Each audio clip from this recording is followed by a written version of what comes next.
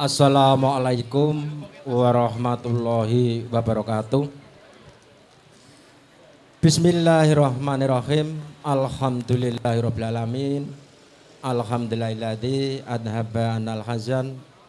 Inna rabbana laghafurur syakur.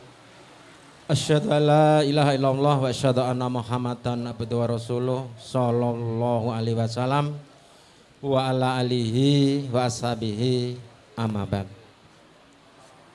Kunjuk saking para pinisepuh, sesepuh, aji sepuh ingkang tansah kinebekten. Kunjuk dhumateng panjenenganipun para tamu kagung sono putri ingkang dahat kamulyakaken. Wabil khusus kunjuk dhumateng kadang Susna Besan saking Nggodok Polokarto Sukoharjo.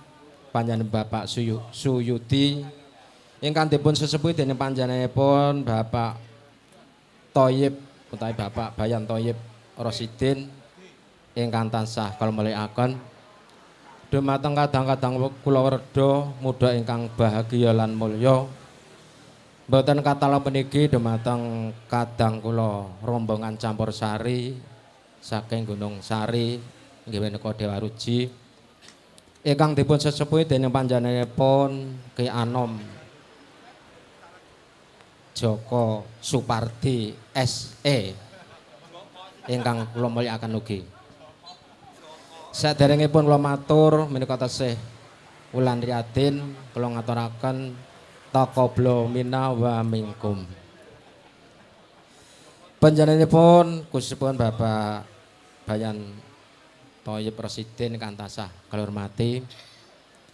Ing enjing sing menika panjenenganipun Bapak Ibu Daliman bingah raos sing manah.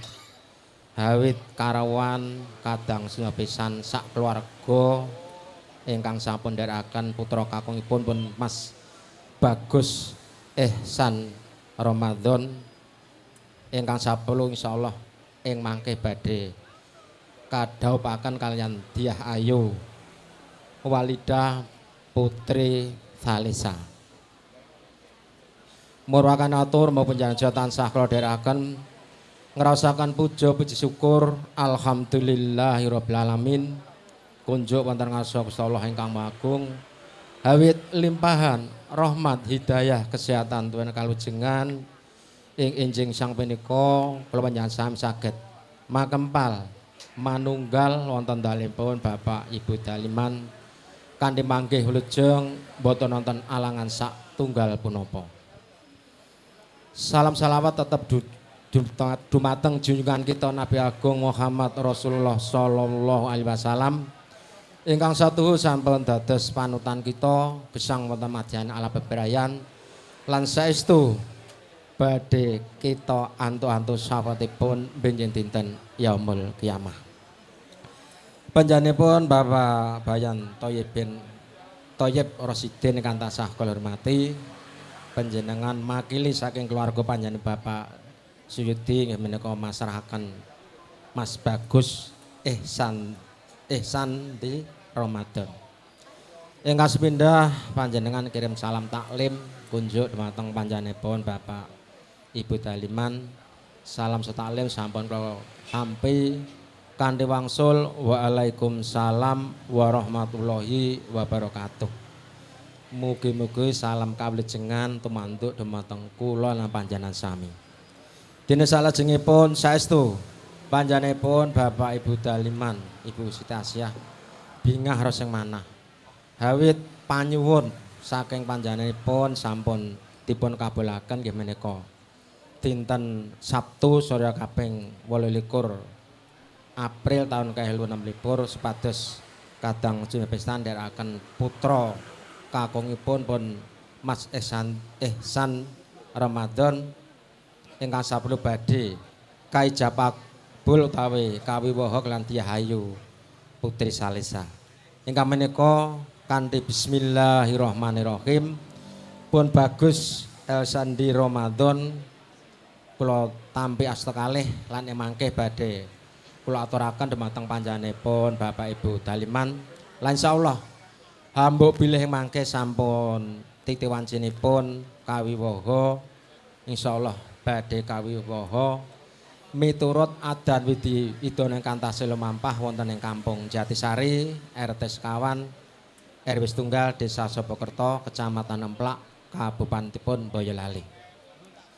Dene salajengipun saestu panjenengan nderekaken Mas Sandi Ramadan dipun betani angsal-angsal utawi sedekah kala wangku sampun jenengan sebataken wonten buga wonten arta sak pinunggalanipun saestu kula tampi asta kalih lan kula ing mangke kula aturaken dhumateng panjenenganipun Bapak Ibu Daliman mugi-mugi sedekah saking kadang Sunda pisan saged nyekapi anggenipun Bapak Ibu Daliman amiwaha putra-putrinipun.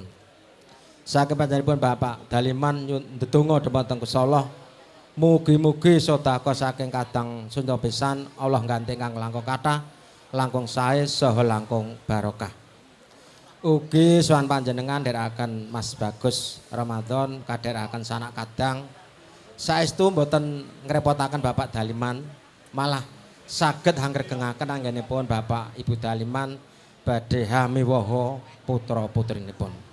Lan saestu panjenenganipun Bapak Daliman nyuwun pangapunten hambuk bilih anggenipun nampi karwan panjenengan sedaya wonten kirangipun saking keluarga Bapak Daliman nyuwun sih lumtering agung samudra pangesami.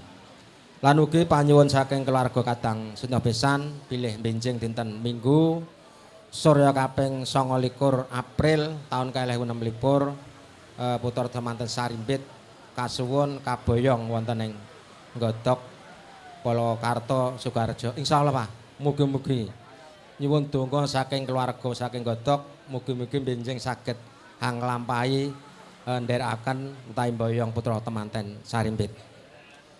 Makaten Bapak Bayan Thoyib Rosidin anggen kula nampi pasrah panjenengan kathah atur kula cewetipun bahasa kula boten nuju prana dumateng pangilih panjenengan khususipun umumipun dumateng keluarga saking Nggodok keluarga Bapak Swidi kula nyuwun sih lumtering agunging samudra pangsami.